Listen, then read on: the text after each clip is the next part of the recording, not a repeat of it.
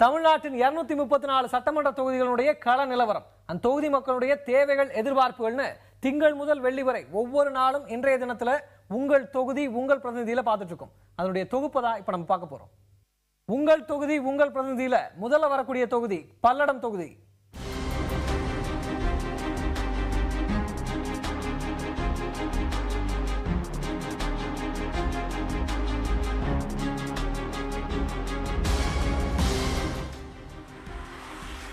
பல்லடம் சட்டப்பேரவை தொகுதி கடந்த 1957ஆம் ஆண்டு உருவாக்கப்பட்டது. இத்தொகுதியில் 28 ஊராட்சிகள் அடங்கியுள்ளன. இத்தொகுதியில் மொத்தம் 3,12,460 வாக்காளர்கள் உள்ளனர்.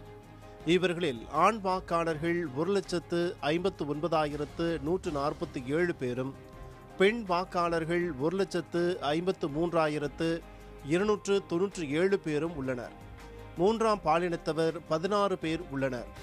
பல்லடம் சட்டப்பேரவை தொகுதியை பொறுத்தவரை அதிமுக ஆதிக்கம் உள்ள தொகுதியாக உள்ளது. இந்த தொகுதியில் 7 முறை அதிமுகவும் 2 முறை திமுகவும் வெற்றி பெற்றுள்ளன. இத்தொகுதியின் தற்போதைய எம்எல்ஏவாக அதிமுகவை சேர்ந்த பரமசிவம் இருக்கிறார். பல்லடம் தொகுதி பெருமளவில் தொழிலாளர்கள் அதிகம் உள்ள தொகுதியாக உள்ளது. 1000க்கும் மேற்பட்ட கறிக்கோழி பண்ணைகள் இத்தொகுதியில் உள்ளன. விசைத்தறிகளும் இத்தொகுதியின் அடையாளமாக உள்ளன. பல்லடத்தில் மட்டுமே ஏறக்குறைய 50,000 விசைத்தறி கூடங்கள் இயங்கி வருகின்றன. மேலும் 20,000க்கும் மேற்பட்ட நூற்பாலைகள், பனியன் தொழில் சார்ந்த நிறுவனங்கள் இத்தொகுதியில் அதிக அளவில் உள்ளன. இத்தொகுதியில் ஒரே ஒரு தனியார் பொறியியல் கல்லூரி உள்ளது. அரசு கலை கல்லூரிகள் எதுவும் இல்லை. பல்லடம் சட்டப்பேரவை தொகுதியின் எம்எல்ஏவாக அதிமுகவை சேர்ந்த பரமசிவம் இருக்கிறார். 60 வயதாகும் இவர் 10ஆம் வகுப்பு வரை படித்துள்ளார். விவசாய பின்னணியில் உள்ள இவர் 1972ஆம் ஆண்டு அதிமுகவில் சேர்ந்தார். அப்போது கட்சியின் கிளை பொருளாளராக அவருக்கு பொறுப்பு வழங்கப்பட்டது.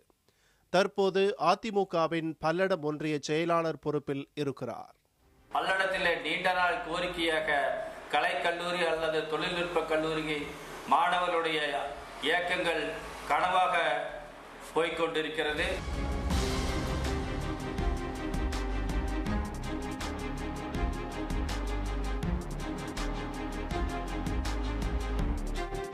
நாம் உற்பத்தி செய்யக்கூடிய துணிகளை வெளி மாநிலங்களுக்கு அனுப்பி சாயமேற்றி பின்பு அதற்கு ஒரு வடிவம் கொடுத்து பின்பு அதை விற்க வேண்டிய ஒரு சூழ்நிலை இருக்கின்றது. ஆகவே இதை தவிர்க்க வேண்டும் என்றால் மாநில அரசு தமிழகத்திற்கு உட்பட்ட பகுதியிலே ஒரு மிகப்பெரிய அளவிலே ஒரு சாயம் ஏற்றக்கூடிய ஒரு தொழிற்சாலை நிறுவ வேண்டும் என்று பல ஆண்டுகளாக கோரிக்கை வைத்துக் கொண்டிருக்கின்றோம்.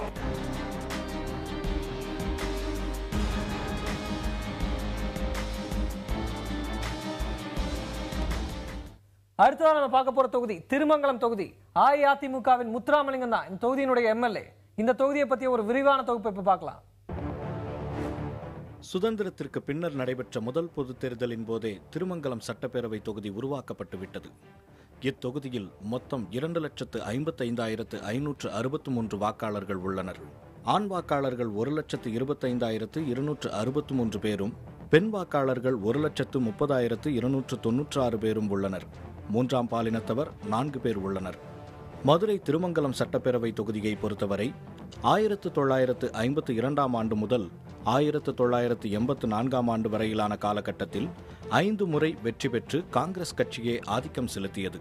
ஆனால் 1989ஆம் ஆண்டு முதல் திருமங்கலம் தொகுதியில் திமுகவும் அதிமுகவுமே மாறி மாறி கைப்பற்றி வருகின்றன. அதிமுக 4 முறையும் திமுக 3 முறையும் வென்றுள்ளன. இத்தொகுதியின் தற்போதைய எம்எல்ஏ அதிமுகவைச் சேர்ந்த முத்துராமலிங்கம். தென் தமிழகத்திலேயே மிகப்பெரிய தொழிற்பூங்காவாக விளங்கும் கப்பலூர் தொழிற்பூங்கா திருமங்கலம் தொகுதியில்தான் இருக்கிறது. சுமார் 550 ஏக்கர் பரப்பளவில் அமைந்துள்ள கப்பலூர் தொழிற்பூங்காவில் 300க்கும் மேற்பட்ட சிறு குறு தொழில் நிறுவனங்கள் செயல்படுகின்றன. கப்பலூர் தொழிற்பூங்காவை தவிர திருமங்கலம் ரயில் நிலையம், பேருந்து நிலையம், திருமங்கலம் அரசு மருத்துவமனை ஆகியவை இந்த தொகுதியில் உள்ள முக்கிய அடையாளங்களாகும். திருமங்கலம் தொகுதியில் 5 கலைக்கல்லூரிகள் உள்ளன. ஹோமியோபதி மருத்துவக் கல்லூரி ஒன்றும் இந்த தொகுதியில் இருக்கிறது. திருமங்கலம் தொகுதியின் தற்போதைய எம்எல்ஏ அதிமுகவைச் சேர்ந்த முத்துராமலிங்கம். வேளாண் குடும்பத்தில் பிறந்த இவருக்கு வயது 52. 5ஆம் வகுப்பு வரை படித்துள்ளார். அரசியலின் தொடக்க காலத்தில் திமுகவில் அங்கம் வகித்த முத்துராமலிங்கம் மு.க. அழகிரியின் ஆதரவாளராக வலம் வந்தார். 1996ஆம் ஆண்டு திருமங்கலம் தொகுதியில் திமுக சார்பில் போட்டியிட்டு வெற்றி பெற்ற அவர் 2000ஆவது ஆண்டில் திமுகவில் இருந்து விலகி அதிமுகவில் சேர்ந்தார். திருமங்கலம் எம்எல்ஏ மட்டுமல்லாது அதிமுகவின் மதுரை புறநகர் மாவட்ட செயலாளராகவும் முத்துராமலிங்கம் செயல்படுகிறார். திருமங்கலம் பஸ் ஸ்டாண்டு இதுவரையும் வரல. தெற்க வருது வடக்க வருதுன்னு சொல்லி பேசிக்கிருக்காங்க. ஆனால் எந்த கலெக்டர் வருவார், அங்கே போய் இடத்த பார்ப்பார், அவர் எம்எல்ஏ போவார், அதுதான் நடந்துக்கிருக்கு. திருமங்கலம் நகரத்தில் பேருந்து நிலையம், இந்த பேருந்து நிலையம் முதலமைச்சர் அம்மா அவர்களால் அனுமதிக்கப்பட்டிருக்கிறது. ஆனால் நகரத்தில் உள்ள பகுதியில் இடம் தேர்வு செய்வதில் இருக்கக்கூடிய சிரமத்தால் சற்று தாமதம் நடைபெற்று கொண்டிருக்கிறது. போன மேம்பாலம், ரயில்வே மேம்பாலம் கட்டுவது சம்பந்தமாகலாம் சொல்லியிருந்தார். இன்றைக்கி அந்த பகுதியில் இருக்கிற மக்கள் காலையிலையும் சாயந்தரமும் வேலைக்கு போகையிலையும் வரையிலையும் ஸ்கூலுக்கு பிள்ளைங்க போகிறதுலையும் வர்றதுலையும் ஒவ்வொரு ட்ரெயினுக்கும் 20 நிமிஷம் ஹேட்லாக் செய்யப்படுகிறது. அந்த பகுதி மக்கள் ஹார்ட் அட்டாக் வரக்கூடிய வேதனைகளை வாழ்ந்துட்டு இருக்கிறாங்க. பொதுவாக நடைபெற்று கொண்டிருந்த சட்டமன்ற கூட்டத்தொடரில் கூட அது சம்பந்தமாக அமைச்சரிடத்தில் கேள்வி எழுப்பி பதில் பெற்றிருக்கிறோம். அங்கே அந்த பகுதியில் ரயில்வே கடக்கு வரும்போது ரயில்வே துறையின் மூலமாக வாகனங்களின் புள்ளி கணக்கிடுகிறார்கள். 1 லட்சம் கடவுகள் வர வேண்டும் என்ற ஒரு கோரிக்கை இருக்கிற காரணத்தினால் அதற்காக நின்று கொண்டிருக்கிறது. தற்போது அது பூர்த்தி அடைந்த நிலையில் இருப்பதாகவும் அரசு விரிவான திட்ட மதிப்பீடும் வரைபடங்களும் தயாரித்து அனுப்பப்பட்டிருக்கிறது. திருமணம் பிரதான கால்வாய் ஆய்க்கட்டோடு சேர்த்தாச்சுன்னா ஒரு 30-40 கிராம மக்கள் நீர்ப்பாசன வசதி கிடைக்கும். அதாவது வைகையில் பெரும்பாலான வெள்ளம் போகும்போது தண்ணி இங்கே விடுவாங்க. நமக்கு இங்கே இந்த கால்வாய் விடலாம். விட்டாத கம்மையெல்லாம் பெருகும், நிலத்தடி நீர் பெருகும், நெஞ்ச விவசாயம், தோட்ட விவசாயம் சிறப்பாக நடைபெறும். ஆகவே அதை செய்யறதுக்கு இந்த சர்க்கார் தொடர்ந்து நாங்கள் விவசாய குறைதீர்க்கான கூட்டத்தில் படத்தில் பேசியாச்சு. அது நடக்கலை. இந்த பகுதி மக்கள் கோரிக்கை எதுவாக இருந்தாலும் அதை உடனே செய்து கொடுப்பதில் தமிழக முதலமைச்சர் புரட்சித் தலைவர் அம்மா அவர்கள் முன்மாதிரியான தொகுதியாக மதுரை மாவட்டத்தில் வருவதற்கு எல்லா வகையான உதவிகளும் செய்து கொண்டிருக்கிறார். அடுத்ததா திமுகவின் சுப தங்கவேலன சட்டமன்ற உறுப்பினராக தேர்ந்தெடுத்த திருவாடானை தொகுதி மறுசீரமைப்புக்கு முன்பு திருவாடானை தொகுதி காங்கிரஸ் கோட்டையாகவே இருந்து வந்தது. 1971ஆம் ஆண்டு தேர்தலை தவிர மற்ற அனைத்து தேர்தல்களிலும் இந்த தொகுதியில் காங்கிரஸ் கட்சியே வென்றிருக்கிறது. 1971ஆம் ஆண்டு மட்டும் திமுக வெற்றி பெற்றது. கடந்த 2011ஆம் ஆண்டு தொகுதி மறுசீரமைப்பின் போது தேவக்கோட்டை ஊராட்சி ஒன்றியம் நீக்கப்பட்டு ராமநாதபுரம், திருவாடானை ஊராட்சி ஒன்றியங்கள் இணைக்கப்பட்ட பிறகு நடந்த தேர்தலில் திமுக மீண்டும் வெற்றி பெற்றது. இந்த தொகுதியில் அதிமுக ஒரு முறை கூட வென்றதில்லை. திருவாடானை தொகுதியில் 2,64,602 வாக்காளர்கள் உள்ளனர். ஆண் வாக்காளர்கள் 1,34,11 பேரும், பெண் வாக்காளர்கள் 1,30,562 பேரும் உள்ளனர். 3ஆம் பாலினத்தவர் 29 பேர் இருக்கின்றனர். தற்போதைய எம்எல்ஏ திமுகவைச் சேர்ந்த சுப தங்கவேலன். திருவாடானை தொகுதியில் நெல் உற்பத்தியே பிரதானம். தமிழகத்தில் தஞ்சாவூருக்கு அடுத்தபடியாக இங்குதான் அதிக அளவில் நெல் பயிரிடப்படுகிறது. பாரம்பரிய நெல் வகைகள் இங்கு விளைவிக்கப்படுகின்றன. மிளகாயும் அதிக அளவில் பயிரிடப்படுகிறது. தக்காளி, கத்திரிக்காய், புடலங்காய், பாகற்காய் போன்ற நாட்டு காய்கறிகளும் முக்கிய பயிராக இருக்கின்றன. ஆடு, மாடு வளர்ப்பிலும் திருவாடானை தொகுதி முக்கிய பங்கு வகிக்கிறது. திருவாடானை தொகுதியின் தற்போதைய எம்எல்ஏ திமுகவைச் சேர்ந்த சுப தங்கவேலன். 79 வயதாகும் இவர் 10ஆம் வகுப்பு வரை படித்திருக்கிறார். பள்ளி பருவத்திலேயே அண்ணாவின் மேடை பேச்சால் ஈர்க்கப்பட்டு திமுகவில் இணைந்தார்.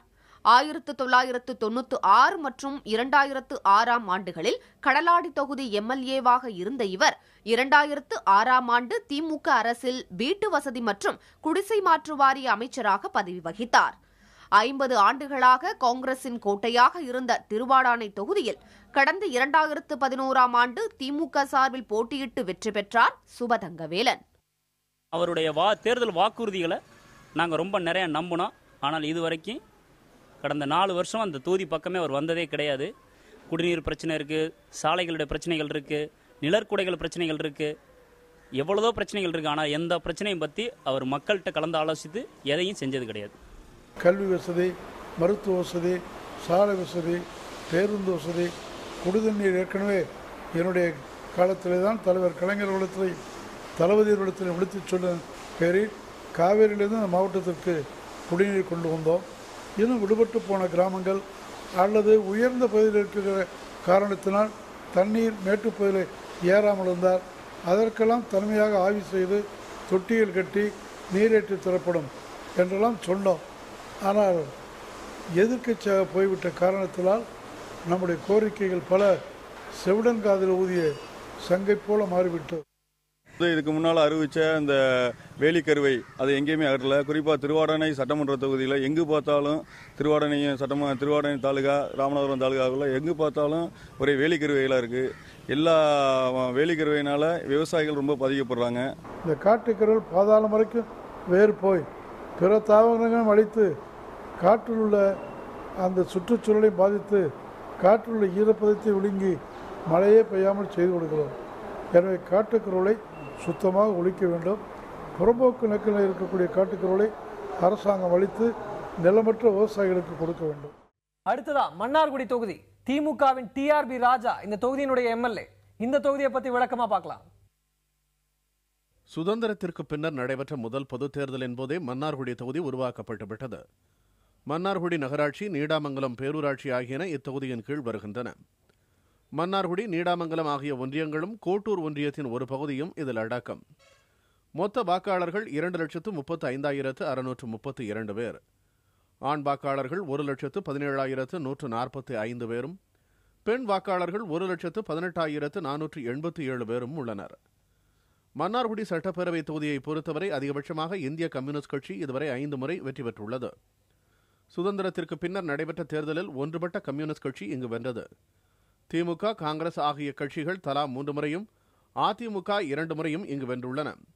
தொகுதியின் தற்போதைய எம்எல்ஏ திமுகவைச் சேர்ந்த டிஆர்பி ராஜா.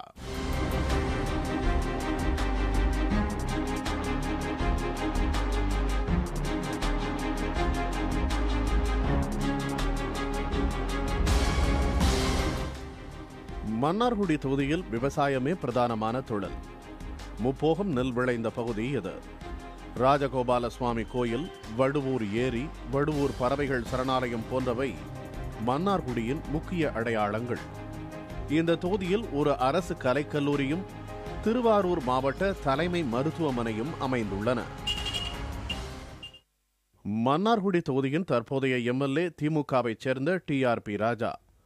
38 வயதான இவர் முன்னாள் மத்திய அமைச்சர் டிஆர் பாலுவின் மகன்.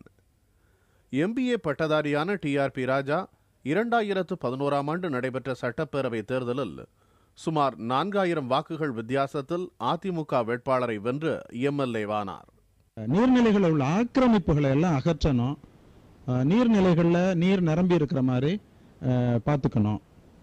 இது ரொம்ப முக்கியமானதா நான் நினைக்கிறேன். முழுமையா தூர்வாரி அதை கரைகள்லாம் பலப்படுத்தினோம்னா மிகப்பெரிய ஒரு பிளஸ் நம்ம மன்னார்குடி டவுனுக்கு.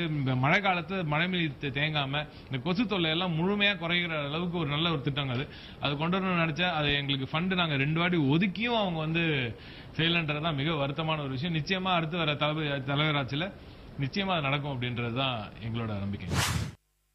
சாலை வசதி ரொம்ப மோசமா இருக்கு. பஸ் ஸ்டாண்ட்ல இருந்து எடுத்துட்டு தேரடி போனீங்கன்னா ஒரு பக்கம் மேடாவும் ஒரு பக்கம் பள்ளமாவும் இருக்கு. சாலை வசதிக்கு எந்த ஒரு மேம்பாடு செய்யவே இல்லை. சாலைகள் தான் நிறைய இடத்துல போட வேண்டியதா இருக்கு. அதுக்கான ஃபண்ட்ஸ் எங்க கிட்ட இல்ல. எங்கிட்ட இருக்கிற சின்ன ஃபண்ட்ஸை வச்சுட்டு எங்களுக்கு இவ்வளவுதான் பண்ண முடிஞ்சது. சாலைகள் பண்ண வேண்டிய வேலை அரசாங்கத்துக்கு. ஆனா அது அவங்களுக்கு தேவையான இடத்துல மட்டும் போட்டுக்கிட்டு போயிடுறாங்க. எங்க பகுதியில் பெருசா போடலங்க. ரயில் நிலையம் வந்த பிறகும் மன்னார்குடி பகுதியில் புதிதாக எந்த தொழிற்பேட்டைகளும் எந்த தொழில் வளர்ச்சியும் ஏற்படவில்லை என்பதுதான் உண்மை. சிப்காட் என்கின்ற ஒரு தொழில் நிலையம் மன்னார்குடிக்கு அறிவிக்கப்பட்டு அந்த திட்டம் என்ன ஆனது என்பது கேள்விக்குறியாக உள்ளது.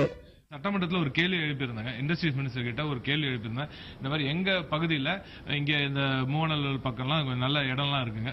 வெறும் தரிசான இடங்க. அதுல எந்த இதுவும் பயிர்படாத இடம். நல்ல மேட்டு பகுதி. அங்க நிச்சயமா சின்ன சின்ன சிறு சிறு தொழிற்சாலைகள் விவசாயத்துக்கு ஒரு ஊக்கப்படுத்துற மாதிரி, விவசாயத்தை ஊக்கப்படுத்துற மாதிரி இங்க இருக்கிற பொருட்களை வச்சு ஒரு பை ப்ராடக்ட்ஸ் பண்ற அளவுக்கு ஒரு இதை கொண்டு வரணும்னு சொல்லி கேட்டாங்க. அதுக்கு அவங்க ரொம்ப சிம்பிளா என்ன பதில் சொன்னாங்கன்னா இதுக்கு 25 கம்பெனி இது வரணும், அதுக்கு இத்தனை கோடி செலவு பண்ணணும், நீங்க எல்லாம் இதெல்லாம் கொண்டு வாங்க, அப்ப நாங்க. அடுத்து வரப்போறது தேமுதிக சட்டமன்ற உறுப்பினர் அனகை முருகேசனின் செங்கல்பட்டு தொகுதி. காஞ்சிபுரம் மாவட்டம் செங்கல்பட்டு தொகுதியில் 1962ஆம் ஆண்டுக்கு பின்னர் திமுகவும் அதிமுகவும் வெற்றி பெற்று வந்தன.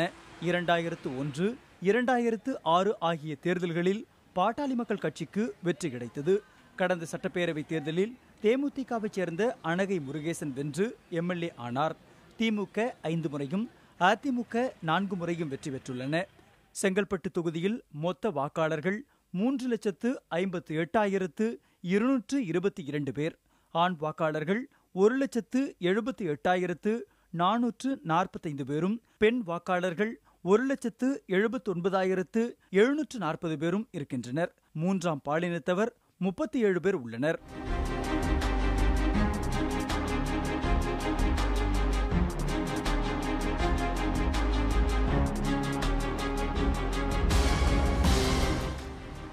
சென்னையை ஒட்டியுள்ள செங்கல்பட்டு தொகுதியில் அரசு ஊழியர்கள் அதிக அளவில் வசிக்கின்றனர். செங்கல்பட்டு தொகுதியின் முக்கிய அடையாளங்களுள் ஒன்று வண்டலூர் உயிரியல் பூங்கா. மறைமலை நகரில் சுமார் 2000 ஏக்கரில் கார் தயாரிக்கும் தொழிற்சாலை அமைந்துள்ளது. காஞ்சிபுரம் மாவட்ட ஒருங்கிணைந்த நீதிமன்றம், மாவட்ட அரசு தலைமை மருத்துவமனை போன்றவையும் செங்கல்பட்டின் அடையாளம். இந்த தொகுதியில் ஒரு அரசு மருத்துவக் கல்லூரியும் ஒரு அரசு கலைக்கல்லூரியும் உள்ளன. செங்கல்பட்டு தொகுதியின் தற்பொழுதைய எம்எல்ஏ தேமுதிகவைச் சேர்ந்த அனகை முருகேசன். 10ஆம் வகுப்பு வரை படித்துள்ள இவருக்கு வயது 54. தேமுதிக தொடங்கப்பட்ட போது அக்கட்சியின் மாநில செயற்குழு உறுப்பினராக இருந்த அனகை முருகேசனுக்கு பின்னர் காஞ்சிபுரம் வடக்கு மாவட்ட தேமுதிக செயலாளராக பொறுப்பு வழங்கப்பட்டது. 2011ஆம் ஆண்டு தேர்தலில் பாட்டாளி மக்கள் கட்சி வேட்பாளரை விட 291 வாக்குகள் கூடுதலாக பெற்று அனகை முருகேசன் எம்எல்ஏ ஆனார். ஏற்கனவே பாதாள சாக்கடை திட்டம் என்பது செங்கல்பட்டு நகராட்சிக்கு ஒதுக்கப்பட்டு அதுக்குண்டான நிதியும் ஒதுக்கப்பட்டது. ஆனால் அந்த நிதி ஒதுக்கப்பட்டு ஏறக்குறைய 15 ஆண்டுகளுக்கு மேலாகிவிட்டது.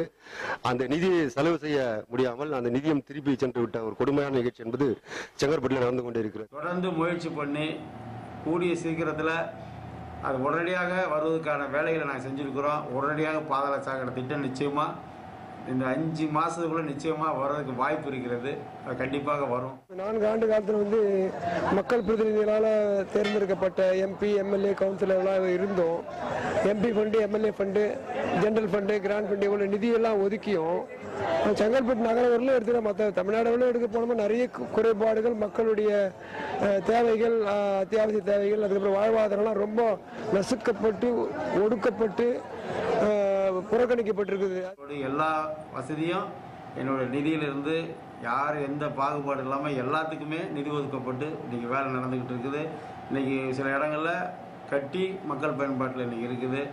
அதனால் அரசால் கொண்டு வர்றது மட்டும் நிதி மட்டும் இன்றைக்கி ஒதுக்கப்படாமல் இன்றைக்கி அது ஏன்னு கேட்டிங்கன்னா ஆளுங்கட்சி எம்எல்ஏ இல்லை என்ற ஒரே காரணத்துக்காக அரசு நிதி மட்டும் கிடைக்கிறதுக்கு வாய்ப்பு இல்லாமல் என்னுடைய தொகுதி புறக்கணிக்கப்படுகிறது. மீண்டும் அடுத்த வாரம் சந்திப்போம். இது உங்கள் தொகுதி, உங்கள் பிரதிநிதி.